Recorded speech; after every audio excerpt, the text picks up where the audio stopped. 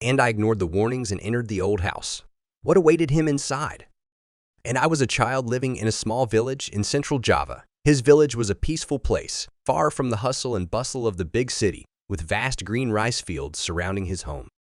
He spent his days playing in the fields near his home, exploring nature and satisfying his curiosity. However, one day, Andi's ordinary adventure turned into a horror that would haunt him for the rest of his life. One morning, Andi ran through the lush paddy fields, searching for something interesting, but this time he stumbled upon something unexpected. In the middle of the field stood an old house that appeared to have been abandoned for a long time. The house was overgrown with bushes and thorns. Andi's curiosity flared up immediately. He wanted to know what was inside the house. Despite the many legends and folklore about the house being haunted, Andi chose to disregard them. He was confident that these stories were mere fairy tales and that nothing could harm him.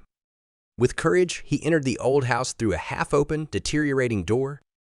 As soon as Andi stepped inside, the atmosphere within the house became incredibly eerie. Only a faint glimmer of sunlight penetrated dirty windows, and the rooms felt cold and damp.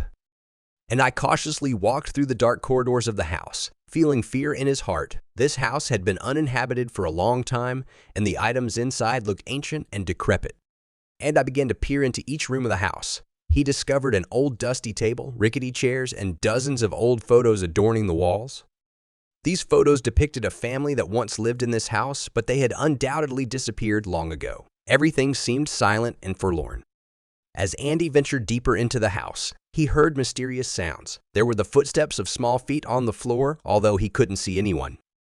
At times, faint laughter could be heard, as if children were playing within the house. However, Andi was certain that he was the only one inside. The situation became increasingly strange and terrifying.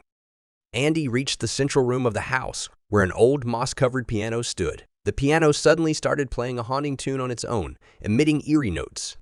Startled and trembling with fear, and I was overwhelmed. It made no sense. He couldn't take it anymore, and his deep-rooted fear took over. He turned and ran as fast as he could towards the exit, not caring about what might be inside the house. And I successfully escaped the old house and breathed a sigh of relief as the sunlight shone on his face. He was grateful to have left that strange and terrifying place. However, what he didn't realize was that he was not alone. A small child's ghost had followed him out of the house. The ghostly child was dressed in tattered clothes, with a pale face. His eyes radiated confusion and loneliness, and he longed for the happiness that had long vanished. With unsteady steps, he followed Andi, whispering softly. Andi continued to walk quickly, too terrified to notice that he was being followed by the ghost. Late at night, Andi lay in his bed, trying to sleep soundly. But as he was about to drift off, he heard faint murmurs from the corner of his room. He opened his eyes and saw the small figure appearing in the room's corner. The ghostly child had returned, following him again. This time, the ghost moaned louder, trying to communicate with Andi. Terrified and confused, Andi asked the ghost, "Who are you? Why are you following me?"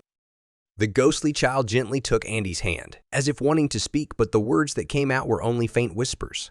He showed Andi the family photos that Andi had found in the old house and then pointed to himself, and began to understand that the ghost was the child who once lived in the old house. The ghost had likely met a tragic fate in the past and was now trapped in this world. Curiosity and compassion overcame Andi. He felt a responsibility to help the ghost child find peace. And I couldn't get the old house, standing at the edge of the village, out of his mind. He was curious about the house's history and the fate of the family who had lived there. He sought information from the elderly villagers and heard a chilling story. It turned out that the house was once inhabited by a family that had a young son who had met a gruesome end in an incident related to the house. The incident had shattered the family, and it was said that the spirit of the young boy still lingered in the house. And I sought the help of a local shaman to communicate with the spirit of the young boy. They performed a small ritual to pay respect to the spirit and guide it to the afterlife. During the ritual, Andi felt an overwhelming sadness and longing from the spirit of the young boy. Once the ritual was completed, the spirit of the young boy disappeared. Andi hoped that the spirit had found peace and could go to the afterlife happily. However, the horrifying experience would forever haunt Andi's memory. He had witnessed something inexplicable, and he realized that this world is full of things that cannot be explained by human reason. And I learned a valuable lesson from this experience. Sometimes our curiosity can lead us into terrifying danger, but sometimes our compassion and empathy can help solve more complex problems. And despite the frightening encounter, It made him more aware of the existence of another world beyond human comprehension. The end.